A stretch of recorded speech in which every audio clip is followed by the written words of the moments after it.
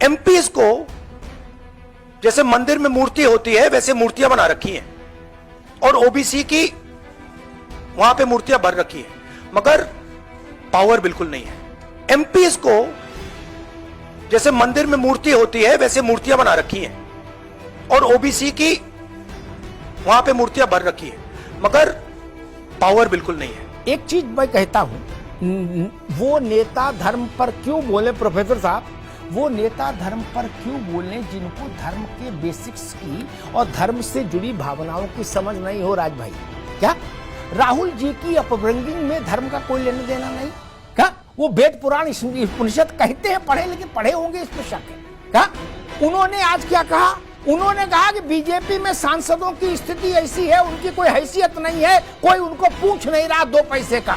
एक सांसद ने मुझसे कहा कि मेरी कोई हैसियत नहीं, बीजेपी के सांसद ने कहा। तो उन्होंने तुलना किसी की? बोले जैसे मंदिरों में मूर्तियां होती हैं देवताओं की, पावरलेस, यूजलेस। क्या लो भैया, कर लो भाई। 12 करोड़ आदमी बाबा विश्वनाथ के दर्शन मत्था टेक के गया साल भर में काशी में, और आपने बता दिया मूर्ति बेकार है।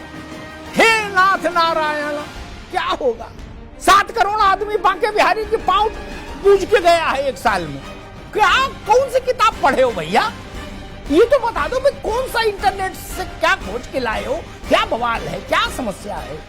प्रोफेसर साहब, हिंदुस्तान में ये कौन कहने का दुस्साहस कर सकता है? इस देश ने मूर्तियों की रक्षा के लिए प्राण दे दिए। पता ही इतिहास आपको? ना समझ लोग। औरंगजेब के समय में, अब्दाली के समय में, नादिर शाह के समय में इस देश के हजारों लोगों ने प्राण दे दिए हंसते हंसते मूर्तियों के विग्रह के सम्मान के। और प्रोफेसर साहब एक बात गांठ मान लीजिए, ज्ञान वापी में कुएं में बाबा विश्वनाथ का सेवक, आचार्य, पुजारी शिवलिंग लेकर कूद प्राण दे दिए थे, समुद्र कुएं में समा गया था शिवलिंग की सुरक्षा। आपने कह दिया कि जैसे मूर्तियां होती हैं वैसे भारतीय मोदी ने अपनी पार्टी में एमपीओ को बना दिया यूजलेस, पावरलेस। ये बोलने की क्या जरूरत है आपको? ऐसा क्यों बोलते हो? तिरुवयूर का मंदिर, उत्तर भारत छोड़ो, दक्षिण का उदय, पद्मनाभ का मंदिर, तिरुपति बालाजी, सब जगह मूर्तियां ही हैं मित्र। इस देश का प्राण बसा है मूर्तियों में। आक्रांताओं ने मूर्तियां खंडित की तो आज तक भारत के मन से वो घाव गए नहीं। आपने, आक्रांताओं ने मूर्तियां तोड़ी थी, रामलला के मंदिर को ध्वस्त किया था। 550 साल युद्ध चला, संघर्ष चला और अंत में विजय हुई। यतस् धर्मो ततस् जयो। और अयोध्या में श्री रामलला का भव्य मंदिर बनकर तैयार हो गया। राजनेता ऐसा कैसे कोई बोल सकता है कि पावरलेस होती मूर्तियां? किसी मंगलवार को देश के किसी मोहल्ले में हनुमान जी के मंदिर चले जाइएगा राजबाबू, क्या 100-200 आदमी आरती करता मिलेगा। बनारस चले जाइए, चाहे संकट मोचन, चाहे दुर्गा कुंड, चाहे बाबा विश्वनाथ, आपको पता लग जाएगा मूर्तियों में क्या ताकत है। काशी महाराज से लेके और रिक्शे वाला तक सब लाइन में लगे होते। केदारनाथ, बद्रीनाथ, वैष्णो देवी, मेहंदीपुर बालाजी, सालासर, एक उदाहरण गिनाऊं? मैं 1000 उदाहरण दे सकता।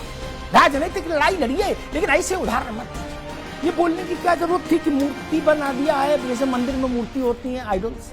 कौन लिखता है भाषण, कौन देता है इसी सलाह? सब लोग मिलके पहले इसी की खोज करो, कैसे भाषण कौन देता है, बता, इसे उदाहरण कौन उनको समझाता है?